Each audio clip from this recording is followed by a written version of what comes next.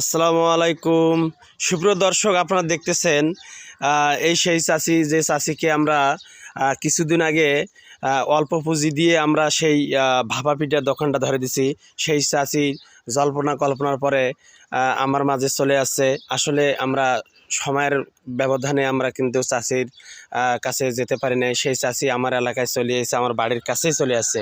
তো চাচির মুখে শুনবো তো আসলে ব্যবসাটা কেমন চলতেছে। চাচি ভালোই চলছে বেটা, মোটামুটি এক ব্যবসা 2 মাস খাইছিলাম। আচ্ছা, খাওয়ার পর এখন আমি করি খাসি। এটাই তা আপনার ভাপা পিঠাগুলো দেখেন দেখি কেমন। দেখাও।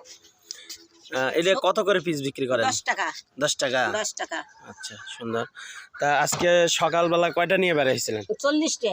40টা। 40টা। এখন বর্তমান 5টা আছে। 5টা আছে আলহামদুলিল্লাহ। তা মোটামুটি এখন ভালোই সেল হচ্ছে। ভালোই ছেলে আছে। তা ব্যবসা কি লাভ হচ্ছে?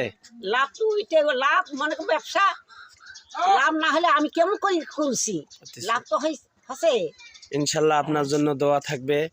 আর যারা দেশবাসীরা দেখতেছেন, আপনারা আমাদের পাশে থাকবেন, এভাবে যেন আমরা মানবিক কাজগুলো করতে পারি। আপনারা সকলে আমাদের পাশে থাকবেন, সাপোর্ট করবেন, যেন আমরা আরো ভালো কিছু উপহার দিতে পারি।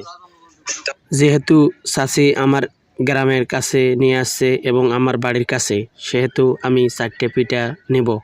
আসলে এভাবে আমরা যদি সকলেই এই গরিব অসহায় মানুষের পাশে দাঁড়াই এবং যারা ব্যবসা করতে পারতেছেন তাদের ব্যবসা ধরিয়ে দেওয়ার চেষ্টা করব, এবং যারা ব্যবসা করতেছে সেল হচ্ছে না তাদের কাছ থেকে প্রয়োজন না হলেও কিনবো। তো এভাবে মানবতার কাজগুলো চালিয়ে যাব। আর এই 4টে ভাগার বিনিময়ে দাম হয় 40 টাকা। আমি খুশি হয়ে আপনাকে 100 টাকা দিলাম। আপনি খুশি তো? খুশি বাবা, আমি খুশি। তোমার কাছে দোয়া করবেন আমরা যেন এভাবে ভালো কাজ করতে পারি। ঠিক আছে। আসসালামু আলাইকুম রহমতুল্লাহ।